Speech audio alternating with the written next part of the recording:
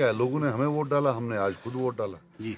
ये municipal election है, town की बहबूदी के लिए है। इसमें में से ये तो एक हमारा हक है, बुनियादी हक है कि एक डेमोक्रेटिक टीम हो जो हमारे जो कस्बे हैं, लोकल बॉडीज़ है, उनकी जो देख रेख है, बाकी चीज़ें हैं, एक लोकल टीम हो, तो ग्रास रूट डेमोक्रेसी। कुछ पार्टीज ने जो है इसमें दूर रहने की अपील की थी, जिसमें नेशनल कॉन्फ्रेंस और पीडीपी शामिल है। नहीं, उसका उनका हक है अपना, अगर वो नहीं चाहते हैं वोट डालना, बाइकआउट करना चाहते हैं।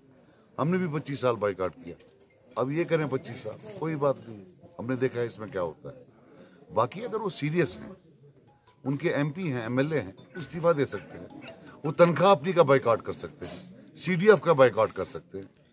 ये क्या होता है गरीब के वोट का बाइकआउट करना?